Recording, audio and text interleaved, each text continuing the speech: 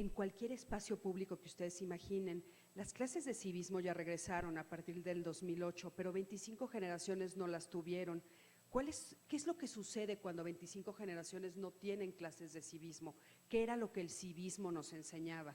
Yo no sé si ustedes se acuerdan, pero el civismo nos decía cosas tan sencillas, pero tan profundas como cuando tú entrabas a un transporte público y veías a una mujer adulta que no tenía dónde sentarse y tú tenías un lugar para sentarte y eres más joven, levantarte y dárselo.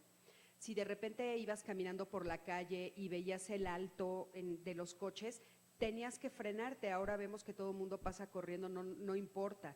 Si tú ibas manejando, sabías lo que significaban los letreros de la calle, porque la clase de civismo te lo estaba explicando. Te explicaba cómo comportarte en cada uno de los lugares, pero sobre todo te explicaba cómo vivir en sociedad, cómo vivir en armonía, cómo vivir en paz, cómo vivir respetándonos unos a otros. Entonces, imagínense 25 generaciones en México que no tuvieron clases de civismo. A mí me llama mucho la atención porque la persona que tomó esa decisión, yo creo que no se dio cuenta del alcance de lo que esto iba a suceder, de lo que esto iba a provocar en nuestra sociedad. Las personas que están hoy manejando o que estamos manejando, yo la verdad recuerdo sí haber tenido clases de civismo, pero las personas que estamos manejando, pues muchísimas de las que están manejando no lo tuvieron, entonces no saben las reglas. Entonces, por supuesto que vivimos inmersos en una violencia, esa es una de las cosas que a mí me llamó mucho la atención. Otro punto que se conjugaba para poder dar este fenómeno tan fuerte en México es un fenómeno que sucedió y que viene arrastrándose desde los años 60, donde empezamos a ver a los niños como unos entes, ¿no? Unas personas, unos chiquitines pues, que tienen obligaciones y que tienen derechos. Pero me llama mucho la atención porque estamos haciendo mucho énfasis en los derechos, pero no en las obligaciones. Entonces, qué es lo que ha provocado que nosotros estemos enfocados en los derechos de los niños, pero no en sus obligaciones? Bueno, a nivel general, lo que ha provocado es que hay muchos papás que no se han vuelto papás, se han vuelto amigos de sus hijos, con esta falsa idea equivocada de que es mejor ser amigo de mis hijos que ser un papá. A mí, la verdad, eso me llama muchísimo la atención. Nosotros podemos tener amigos los que nosotros decidamos, dependiendo nuestra capacidad de relación, pero papás, hijos, solo tenemos algunos. Yo en mi caso solo tengo 3, no puedo tener más hijos que ellos, ¿no? Y ellos 3 solo me tienen a mí como mamá, no van a tener otra mamá, nunca. Así su papá se vuelva a casar y tengo otra esposa, otra mamá no va a haber, solo soy yo. Y entonces, ¿qué me toca hacer como mamá? ¿Cuál es el privilegio de ser papá? ¿Cuáles son las labores que a mí me tocan por ser mamá o ser papá? Y de repente las estamos dejando a un lado para ser amigos, ¿no? Amigos de nuestros hijos. Y entonces, ¿qué implica ser amigo? A un amigo difícilmente le ponemos un límite. Con un amigo hablamos de cosas que no hablamos con nuestros papás, eso lo sabemos, ¿no? Entonces, de repente que los papás nos queramos convertir en amigos de nuestros hijos, estamos haciendo a niños que están teniendo pocos límites y poca contención. Entonces, eso también se ve reflejado afuera. Ese era otro elemento que me llamó mucho la atención. Otro muy importante, que yo creo que es la consecuencia de esto que les estoy diciendo, es la falta de respeto que ahora se tiene con los profesores. Actualmente es impresionante, a los profesores ya no los respetamos y a mí me da muchísima tristeza ver eso porque la verdad es que nosotros sabemos la labor inmensa que ellos están haciendo y lo que está sucediendo ahora es que hay 2 papás que están en contra del profesor en vez de estar 2 papás a favor del profesor. Yo me acuerdo que cuando yo estaba estudiando, si a mí me llegaba un reporte el viernes, bueno, pues yo lo escondía hasta el domingo, porque seguro si era un reporte malo, yo no iba a salir de vacaciones ni el viernes, a salir de fiesta ni el viernes ni el sábado. Entonces, el domingo en la noche yo se lo entregaba a mi mamá para que no me castigara, o el lunes en la mañana así rapidito, oye mamá, firma esto, ¿no? Con tal de que no me castigaran. Bueno, ahora, ¿qué es lo que está sucediendo? Ah, me están viendo ahí en grande, ¿qué cosa? ¿No pueden borrar eso? Sí, quítalo, ¿no? Bueno, ahora, ¿qué es lo que está sucediendo? Bueno, lo que sucede ahora, que es impresionante, es que un niño llega con un reporte, pero aparte, créanme, lo llevo ya hace un año que publicamos el libro, le he dado conferencias a muchísimos maestros y todos todos coinciden. Llegan con el reporte a dárselo al niño y olvídate, el niño se burla de ellos, ¿no? El adolescente se burla de ellos para empezar. Y después de eso llegan con los papás y el papá se siente indignado porque a su princesito o a su princesita le dieron un reporte. Y entonces el papá y la mamá van los dos, junto con el hijo, a regañar a la maestra.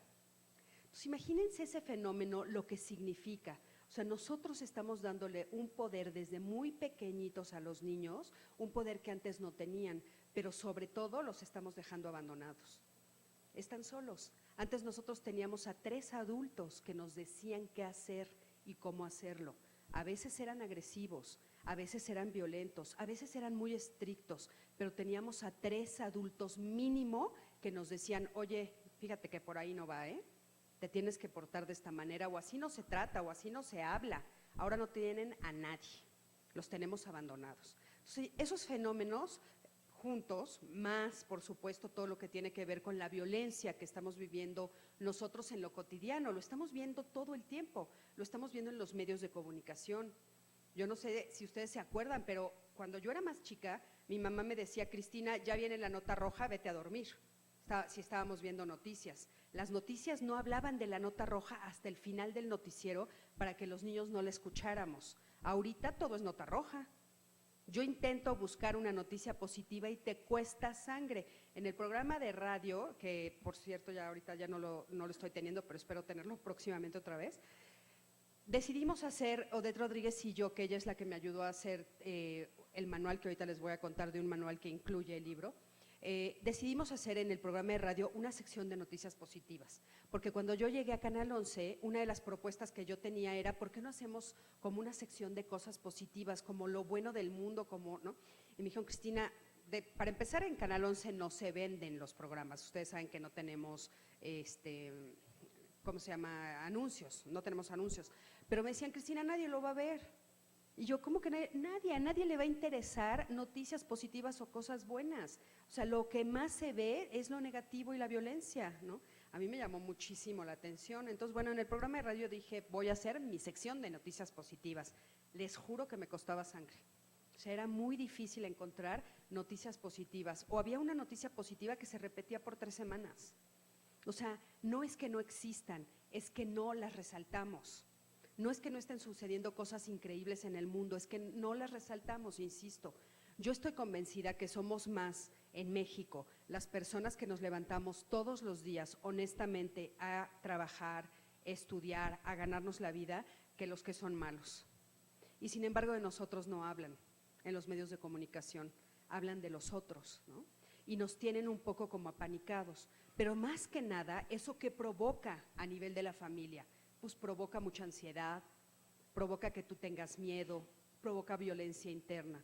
Otro de los puntos importantes que también planteo en el libro tiene que ver con la violencia intrafamiliar y la violencia de género, que eso también es algo importante que estamos viendo. Todas estas cosas juntas son las que están dando que el fenómeno del bullying en México sea el número 1 a nivel mundial. Todo esto junto. Entonces, bueno, pero ¿qué es esto del bullying? Porque también algo que es muy, muy importante es darnos cuenta que el bullying lo hemos utilizado la palabra para clasificar un montón de cosas, ¿no? Cualquier tipo de violencia ya nosotros decidimos que es bullying. Y la verdad es que no es cierto. La violencia es violencia y hay que frenarla, pero el bullying tiene características muy particulares. Si nosotros no las vemos, si nosotros no las identificamos y no trabajamos con esas características, entonces a esos niños los dejamos solos.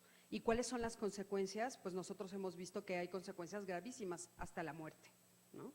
Hay personas que se han suicidado o que han sido asesinadas por el bullying, ¿no? Entonces sí es grave. Entonces, ¿qué es esto del bullying? ¿Qué es esto del acoso escolar? Bueno, pues es una violencia que se ejerce de una persona a otra persona de manera intencional. Eso es bien importante entenderlo. Quiero hacerle daño. Y en este punto muchas veces me preguntan, Cristina, los niños más chicos, de primaria, algunos de preescolar, ¿quieren hacer daño? Sí, desgraciadamente sí, y hay que buscar el porqué, pero ahorita entramos a ese punto. Entonces es de manera intencional, o sea, sí quiero hacerle daño, quiero molestar a la otra persona, es constante en el tiempo, o sea, sucede en el transcurso del tiempo durante mucho tiempo y bueno, pues es una violencia que para nuestra desgracia es muy invisible, profundamente invisible, siempre sucede o la mayoría de las veces fuera del alcance de la mirada de los adultos. Por eso es tan difícil identificarla, porque lo hacen justo cuando nosotros no los estamos viendo. ¿De qué manera? Pues tienen como varias maneras para hacerlo, ¿no? Vamos a poner algunos de los ejemplos de las maneras en las que lo hacen. En la investigación que hice, que también lo puse en el libro, me di cuenta que lo que más veíamos en las redes sociales era la violencia entre hombres, niños, jóvenes, ¿no? Veíamos a chavos peleándose y aparte subiendo los videos a internet. Sabíamos de chicos que se habían peleado en las escuelas, golpeado, lastimado, etcétera. Entonces yo me pregunté, bueno, ¿y las niñas no lo están viviendo? O sea, solo son los niños los que lo están viviendo. Y fíjense que lo que descubrí es impresionante. Los niños y las niñas, cuando nosotros nacemos, somos educados exactamente igual, hasta los 4 años. De los 4 años en adelante hay una diferencia fundamental. A las niñas les empezamos a decir, no pegues, no pellizques, no muerdas. Una niña golpeándose no se ve linda, mi vida, pero un niño, uy, ese sí, a ese le aplaudimos. Si mi hijo le gana al primo en golpes, no, bueno, pues yo me siento orgullosa y no olvídense mi esposo, mucho más, ¿no? O sea, a los niños les aplaudimos la violencia física, lo permitimos. Entonces ellos siguen utilizándola, pero las mujeres dicen, bueno, si no me permiten usar la violencia física, ¿qué es lo que puedo usar? Entonces uso la violencia psicológica. ¿Cómo lo utilizo? Las mujeres somos increíbles. Créanme que de veras merecemos un libro aparte, ¿eh?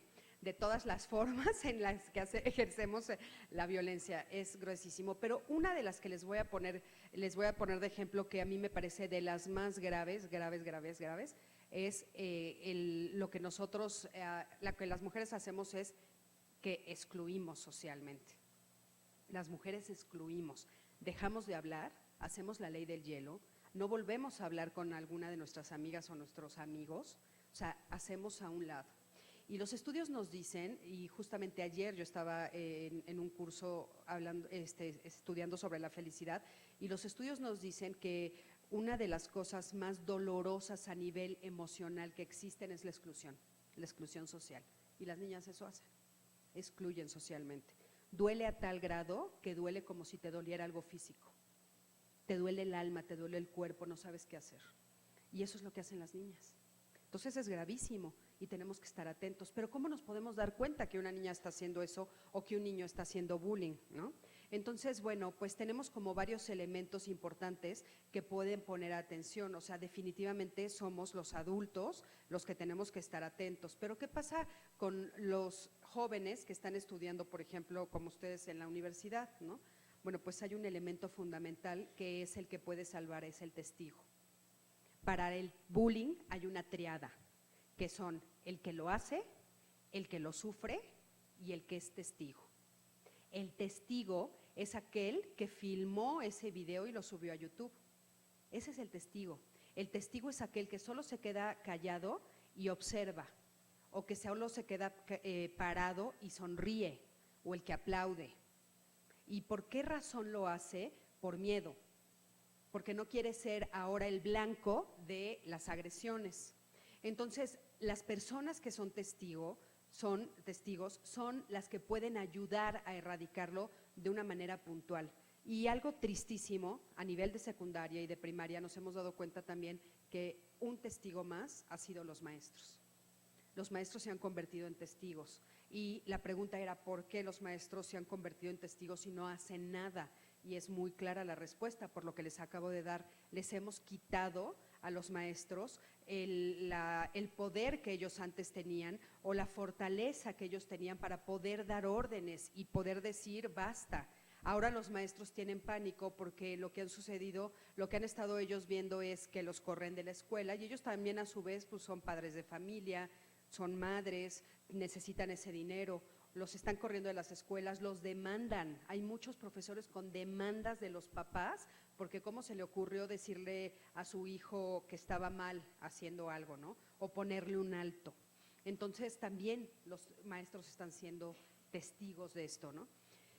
Entonces, bueno, otra cosa fundamental que también plasmo en el libro y que hay una larga lista sobre esto es, bueno, ¿qué sí es bullying y qué no es bullying? Porque he recibido muchísimas personas que me dicen, me mandan a través de redes sociales, oye, se acercan a mí y me dicen, Cristina, es que mi hijo está sufriendo bullying. Entonces, ¿qué sí es bullying y qué no es bullying? Por ejemplo, algo que es fundamental es, no todos somos monedita de oro, ¿verdad?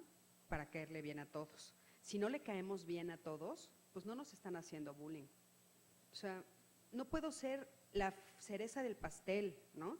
Y a veces no le caigo bien a alguien, pero si no me agrede, si no me está haciendo nada, si no se acerca a mí, pues no me está haciendo bullying.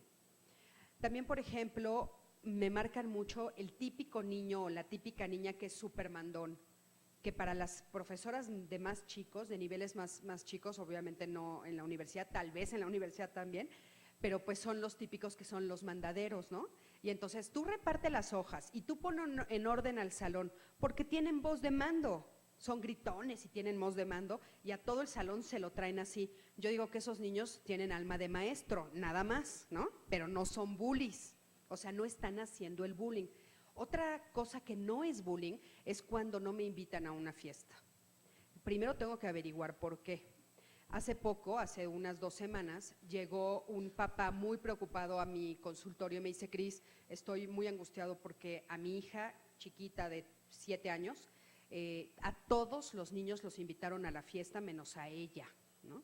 Entonces eso es bullying, ¿no? Él estaba muy enojado. Entonces le dije, a ver, vamos, espérate tantito, vamos a averiguar. Lo primero que te pido que hagas es que le hables al adulto que está organizando la fiesta y le preguntes qué pasó. O sea, si todo el salón está invitado, algo sucedió. Y bueno, resulta que sí, que a su hija le dieron todas las invitaciones y la invitación de esa chiquita se le quedó en la lonchera, ¿no? O sea, sí sucede. O también hay otro punto que es bien importante. O sea, yo como papá lo puedo entender. Si a mí llega mi hija, yo tengo una hija de 16 años, ¿no? Y me dice, mamá, quiero hacer una fiesta, pues tal vez yo no puedo invitar a los 20 de su salón. Económicamente no lo puedo hacer. Entonces posiblemente yo le diga, escoge a 5. Y mi hija va a tener que hacer esa selección y escoger solo a 5. Y tal vez el sexto sienta que le están haciendo bullying, pero no le están haciendo bullying. Entonces tenemos que tener como mucho cuidado en qué cosas sí son bullying y qué cosas no son bullying. Y sobre todo darnos cuenta que el bullying es dentro de la escuela, porque también me empiezan a hablar de otras cosas cuando ya es fuera de la escuela y eso ya tiene otros nombres, como por ejemplo el mobbing o el bossing. El mobbing quiere decir que es violencia entre pares que trabajan en un mismo lugar, pero estamos hablando de adultos trabajando, no estudiando. O el bossing es cuando tu jefe está acosándote, entonces es de un superior a un inferior. Entonces eso es lo que hay que estar como muy atentos, qué sí es bullying y qué no es bullying, para entonces lo que sí es atenderlo. Me di cuenta también en el libro, en la investigación, que muchas personas se quieren lavar las manos. De repente los papás dicen, ay no, esto no es responsabilidad mía, es de la escuela. Cristina, sucede adentro de las escuelas, entonces no es responsabilidad mía. Y la escuela, cuando yo llegaba a decirles, oye, adentro de tu escuela sucede eso, sí, pero es que los papás no los educan, ¿no? Entonces yo me di a la tarea y en el capítulo 10 puse todas las leyes que nos hacen responsables a todos los adultos. Este libro, como les decía, se publicó el año pasado y este año, como ustedes saben, bueno, pues también hay una nueva ley, hay la ley de convivencia escolar, que para la siguiente impresión espero poderla agregar. O sea, sí se están haciendo cosas, ¿sí? Pero entonces dije, en el capítulo 10 voy a poner las leyes que a los papás les ayuden, que el papá pueda llegar y decir, oye, mira, aquí dice, en tal ley, dice que sí te tienes que hacer responsable, porque desde el momento en el que yo dejo a mi hijo en la escuela, sí te toca, porque es menor de edad. Pero que la dirección o los maestros también le puedan decir a los papás, sí, pero aquí también te toca a ti, porque tú también eres responsable porque eres padre o eres madre de este niño. O sea, que todos nos hagamos responsables. Para mí eso era como muy importante y fundamental. Y bueno, pues una vez que pongo en el libro, que plasmo todo lo que es y lo que no es el bullying, yo me di a la tarea de buscar las soluciones. Dije, bueno, voy a tratar de poner soluciones y empecé a diferenciar las soluciones o qué es lo que yo puedo hacer si soy un padre de familia y mi hijo lo está sufriendo. ¿Qué puedo hacer si soy un padre de familia y mi hijo lo está haciendo? ¿Qué puedo hacer si soy un padre de familia y mi hijo es el testigo? En cada una de las tres puntos hay cosas diferentes que hay que hacer. Hay formas diferentes de acercarte a cada uno de ellos. Un niño que está sufriendo el bullying es más fácil que un papá se acerque a un niño que lo está haciendo. A los niños que lo están haciendo, que les llamamos los bullies, los estamos dejando abandonados. Y son niños que están gritando auxilio, que a su vez ellos están siendo violentados en otra área de su vida o que están teniendo algo incómodo, como por ejemplo papás ausentes, puede ser. De repente, papás que trabajan mucho, sí los pueden querer mucho y demás, pero están ausentes y entonces el joven o el niño está tratando de decir me siento solo, o violencia en su casa puede estar viviendo, o que le estén haciendo bullying en otro salón o un niño más grande o en otra zona. Puede ser, por ejemplo, en la clase de extraescolar, ¿no? Cualquier cosa que esté viviendo fuera y viene a la escuela a repetirlo. Entonces, es como muy importante puntualizar, bueno, ¿qué está pasando con este niño? No hacerlos los malos del cuento, sino darnos cuenta que nos están gritando auxilio. A la víctima también, por supuesto, hay que atenderla, porque muchos papás me dicen, ay, Cristina, por favor, esto ha pasado siempre. ¿Cuántas veces nos habían hecho bullying en la historia? Sí, no los habían hecho, pero ahora hay un elemento diferente, que ahora tenemos las redes sociales. Y eso hace que el bullying tenga una magnitud que antes no nos imaginábamos. Si a mí, cuando yo tenía 16 años, mi novio me decía, Cristina, dame la foto de la prueba de amor, ¿no? Entonces, pues ándale, ¿no? Desnúdate y una foto y dámela, ¿no? Porque pues eso hacen. Imagínense todo lo que teníamos que hacer. Las que son de mi edad lo van a entender perfecto. Primero que te animaras a tomarte la foto. Después que llevaras a revelar la foto, el rollo ese, ¿no? Tenías que irlo a revelar, que te atrevieras a irlo a revelar, porque sabías que ese señor ya te iba a ver desnuda, y quién sabe si quisieras, ¿no? Y bueno, ya por fin revelabas el rollo, lo ibas a recoger y salía una foto, ¿eh? No crean que teníamos las que quisiéramos, era una foto. Y llegabas con esa foto y se la entregabas al novio. ¿Cómo le hacía él para hacerla viral? Pues era imposible, no había manera. O sea, no había manera de que la hicieran viral. Ahora, ¿qué es lo que sucede? Te piden la famosa prueba de amor, vas, te tomas la foto, vamos a suponer que te la tomas aquí en la escuela de la universidad y en lo que te estás vistiendo, digo, tú la tomas y la mandas, ¿no? Y en lo que te estás vistiendo ya se hizo viral. En lo que te estás vistiendo, cuando llegas a tu salón de clases ya es viral. Ya está en todos los medios de comunicación, así de inmediato es y así de impresionante es. Entonces los niveles son diferentes, los códigos son diferentes, tenemos que saber de qué estamos hablando, porque el bullying no solamente se da adentro de la escuela, se da dentro de las redes sociales y se va combinando. Yo no sé si alguno de ustedes escuchó hablar de la historia de Amanda Todd. ¿Alguien oyó hablar de Amanda Todd? ¿De los chavos de por aquí? ¿Quién sí? ¿Tú? ¿Nadie más? Les voy a platicar, impresionante, ¿no? Amanda Todd es una chica, ustedes la buscan en internet, pongan Amanda Todd, seguramente todavía está su video ahí.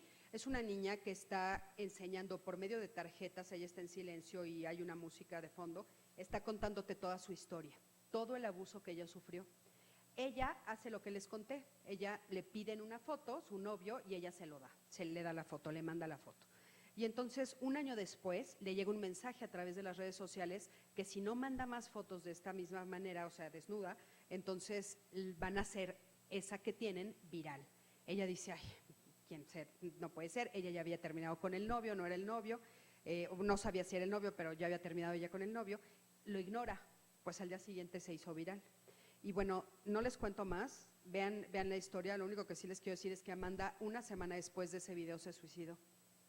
Entonces, este grupo de Anonymous, que sí lo conocen, ¿no? Los que se ponen la máscara, decidió tomar el caso y lo llevó hasta sus últimas consecuencias y encontraron a la persona que estaba haciéndolo. Desgraciadamente era una persona dentro de Facebook, un empleado de Facebook que tenía todas las maneras de poder hacer lo que hizo, ¿no? Y entonces, pero lo encontraron, pero Amanda está muerta, ¿no? Entonces, no podemos ignorarlo. No podemos decir que no está sucediendo y que no lastima y que no duele. Hace unos 2 meses más o menos, yo me junté con un amigo, yo creo que debe tener 53 años él, más o menos, y estábamos platicando y él quería platicar conmigo sobre lo del bullying. Imagínense, 53 años. Y se me soltó llorando por el bullying que le hicieron en secundaria. O sea, años después, él seguía sufriendo. O sea, sí realmente es algo que lastima y que duele. Por supuesto, los profesores tienen pues muchísimo que hacer, son los primeros que ven cuando alguien lo está sufriendo porque son los que pasan más tiempo con los jóvenes, con los chicos, etcétera. Entonces ellos pueden ver el cambio de expresión, pueden ver que las calificaciones bajan, pueden ver que de repente a una niña la aislaron, ¿no? Y hay como muchos elementos, muchas cosas importantes que podemos hacer. Otra cosa que a mí me siento muy orgullosa de que me haya sucedido en el libro, gracias a que pues tengo este programa increíble, tengo el honor de estar al frente de Diálogos en Confianza, yo hice una convocatoria en mis redes que me mandaran historias. Bueno, no saben la cantidad de historias que me mandaron, muchísimas me hicieron llorar, muchas de las que me hicieron llorar las puse en el libro, todas las historias que están ahí son reales, no me inventé ninguna, todas tienen nombre y apellido, les pedí permiso para poder ponerlas ahí. Nada más les cuento rapidísimo la primera, un niño de 9 años, 11 años, es el primero que me escribe a través de las redes. Yo me doy cuenta que su lenguaje es de un niño, pero está atrás del perfil de su mamá. Entonces le dije, oye, ¿eres tú? ¿No? Dile a tu mamá, por favor, que me llame, ¿no? A ver si puedo yo entrevistarte. Para no hacerles el cuento largo, sí me dejó entrevistarlo. Él se trató de suicidar a los 9 años. Él tiene 11, ahora que habló conmigo. Se trató de suicidar con una bufanda. Su mejor amigo le estaba haciendo bullying y él estaba desesperado y nadie le creía y no sabía qué hacer. O sea, imagínense qué puede suceder en la mente de un chiquito de 9 años para que prefiera irse con su abuelito que está en el cielo a quedarse con sus papás que adoraba. No, bueno, historias así hay muchísimas. Por supuesto que tienen que ver con todas las formas del bullying, porque el bullying no solo es físico, ¿no? O sea, no solamente lo hacemos de violencia física, es violencia psicológica, es violencia sexual, ¿sí? Se traduce también a violencia sexual. Entonces, yo los invito, por supuesto, bueno, pues a que compren el libro, a que lo lean. Como les comentaba, el libro está dirigido a cualquier persona de cualquier edad, pero algo que me llamó mucho la atención es que las mamás eran las últimas en enterarse y los papás, ¿no? Y entonces dije, bueno, ¿cómo le hago para que puedan tener un puente de comunicación? Entonces el libro trae adentro un manual, que es un manual que el adulto le puede dar a los niños más chiquitos para que los niños lo lean y se identifiquen. Ahí pongo muy claramente, si estás viviendo estos 3 o 4 puntos, puede ser que estés viviendo bullying. Si estás haciendo estas 3 o 4 cosas, puede ser que seas el que lo hace. Si estás siendo testigo de esto, tú eres el testigo y puedes ser el superhéroe. Entonces, lo que hace es que es un puente de comunicación entre los niños chiquitos y los papás. Por supuesto, también entre los maestros y los niños. También el libro tiene, bueno, pues muchas herramientas como un test. También hablo sobre los valores universales, porque yo creo que lo que nos va a salvar a todos es la educación para la paz. Definitivamente, educar para la paz. Y nosotros tenemos, como adultos, que darnos cuenta si nosotros vivimos con estos valores universales. No son valores morales, no son valores éticos, son universales. Entonces, valores que aquí y en China son idénticos. Y tenemos que ver si yo los vivo, si yo los practico y si yo soy ejemplo, para poder ser ejemplo para las generaciones que vienen y realmente poder hacer un cambio. También me di a la tarea de hacer una cosa que le llamo el bulímetro, porque yo me di cuenta que muchos niños y muchos jóvenes no saben que están viviendo bullying, que están viviendo violencia, porque ya se les hizo cotidiano. De repente que te pellizque todo el tiempo el novio, pues parece ser que es normal, ¿no? O que te dé pataditas, pero pues no. Entonces yo pongo desde lo más sencillo hasta lo último, que es por supuesto el asesinato, y todo eso que está en esa lista, bueno, pues todo eso es para abrir los ojos, para levantar las antenas y para decir algo está sucediendo, tengo que hacer algo con esto. Pero bueno, pues muchísimas gracias a todos por estar aquí, les agradezco su atención y dejo el micrófono abierto por si alguien tiene alguna duda, alguna pregunta o quiere hacerme algún comentario. Muchísimas gracias y compren el libro, por favor.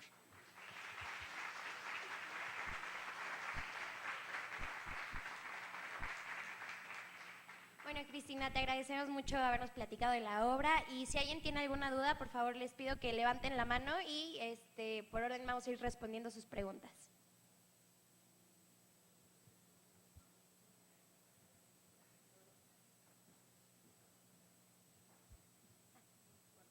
Gracias. Pues en primer lugar, felicidades. Gracias. Yo creo que es una obra muy útil, sobre todo interesante por demás, pero yo creo que la utilidad que podemos encontrar en ello es muy grande. Yo quisiera que abundaras un poquito más, Cristina, en cómo lograste acercarte a los niños o a los adolescentes para que te dieran esta información que es hasta cierto punto pues bastante íntima, ¿no? Pues insisto, yo creo que una de las cosas, gracias por tu comentario, muchísimas gracias, y una de las razones, y por eso me siento como muy agradecida y muy honrada, pues yo creo que es el acercamiento que yo he tenido al público a través de este canal de televisión que es Canal 11 y que como tú sabes, bueno, pues es un canal con mucha seriedad, donde lo que nosotros decimos realmente lo investigamos y lo hacemos de una manera muy seria y profesional, ¿no? Entonces creo que eso me abrió un poco como las puertas para poder hablar con las personas. Y después la verdad es que yo nací con alma de terapeuta. Y entonces es facilísimo que la gente me platique. Entonces a mí no hay nada que me guste más, nada, ya lo he revisado muchísimas veces, que sentarme a hablar con alguien. Me fascina. Mis hijos me dicen, mamá, naciste chismosa. Sí, nací chismosa. Sí, así, definitivo, ¿no? O sea, es una de las características que ellos me dicen, sí soy. Entonces, pongo mucha atención y eso ayuda mucho a que me lo platiquen. Entonces, creo que esos fueron los elementos que en mi caso en particular ayudaron mucho. Y después, bueno, pues que yo me diera la tarea de acercarme, ¿no? Por supuesto, y de abrir las redes de comunicación. Te insisto, fueron muchísimas las personas que me lo escribieron. Yo no solamente lo dejé ahí, o sea, le di seguimiento, me junté con algunas de ellas, con otras tuve entrevistas telefónicas, etcétera, para poder saber qué era lo que realmente estaban viviendo y cómo lo estaban viviendo para poder plasmarlo en el libro. Entonces, así fue el acercamiento que yo hice con esas personas. Gracias. Hola, oye, yo tengo una pregunta. Por ejemplo, cuando nos hablan de bullying, siempre pensamos en escuela y niños, pero como tú mencionaste, también existe el boxing y todo eso. Y quiero saber si hay alguna posibilidad de que se pueda parar el boxing, porque como ya son personas adultas con los fundamentos bien puestos y todo, siento que es más difícil. Sí, efectivamente, es un tema muy interesante porque aparte, ¿sabes? No hay mucha diferencia, ¿eh?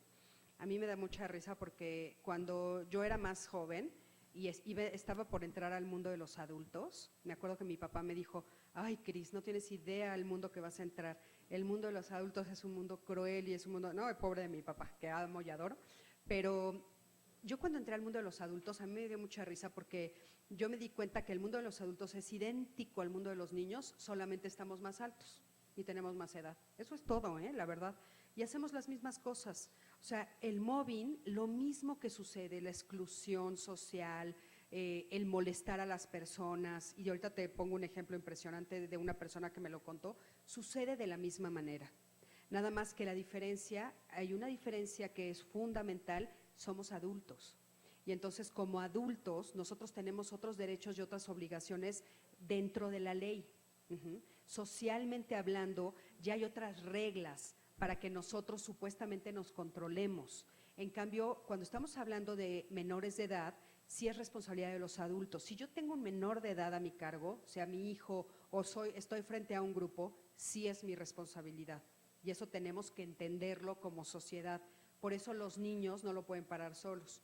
Pero entonces el mobbing y el boxing tienen dos características diferentes y hay una que es más grave que la otra. El mobbing tiene que ver con pares, o sea, es cuando alguien de mi mismo nivel jerárquico me está molestando.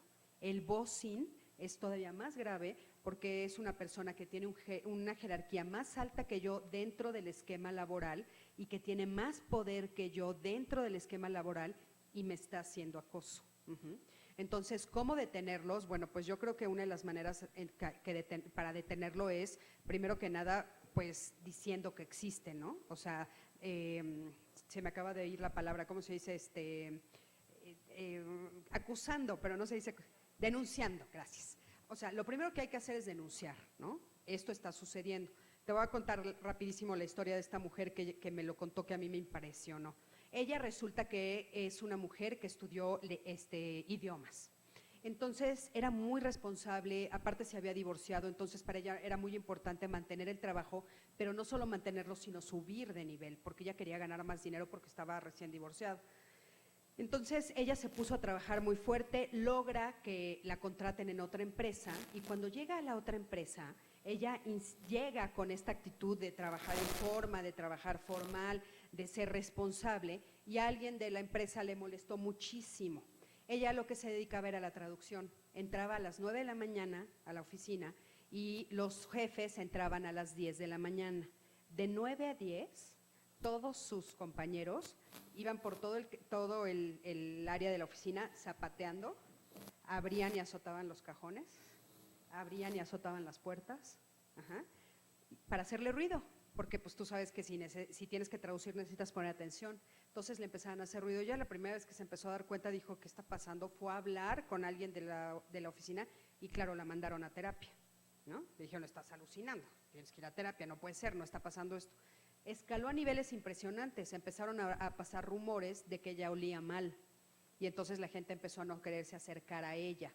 Finalmente ella logra salirse de ese trabajo porque no hubo manera de frenar el mobbing y entonces en el siguiente trabajo, por medio de un correo electrónico, se vuelven a enterar de lo mismo y el mensaje que mandan es, huele mal. Entonces ella tuvo que cambiarse, hasta el tercer trabajo pudo frenarlo. Entonces, sí estamos hablando de otra cosa, es entre adultos, sí sucede y es igual de grave.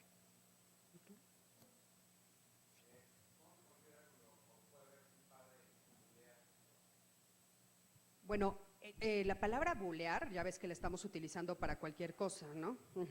Pero la palabra, el bullying, estamos tratando de que se entienda, o el acoso escolar es en edad escolar, pero un papá puede ser muy violento con sus hijos. Un papá puede violentar a sus hijos, puede ser agresivo, puede ser, pues golpeador, abusivo, etcétera, ¿no? Entonces, ¿qué es lo que sucede cuando un padre está haciendo eso? Pues sí, convierte a su hijo en un bully. Esa es una de las razones que estamos viendo por la cual los niños van a la escuela y descargan en la escuela todo el enojo que no pueden descargar, porque ahí estamos hablando de una jerarquía diferente. O sea, estamos hablando de un adulto que está lastimando a un menor de edad, ¿no? Aunque es su hijo, está lastimando a un niño. O sea, la diferencia de estaturas, de fuerza, de todo es completamente injusta, ¿no? Entonces ese niño lo que hace es ir a la escuela y tratar de repetirlo, o inclusive en su propia casa con sus hermanos. Pero yo no le llamaría bullying, sino llamaría violencia intrafamiliar. ¿Alguien tiene alguna otra pregunta? Bueno, pues en ese caso, Cristina, muchísimas gracias por estas últimas aportaciones y a continuación una autoridad de la biblioteca pasará a entregarte un reconocimiento por tu participación en la Feria del Libro Anáhuac 2015. Muchas gracias. Muchísimas gracias a todos.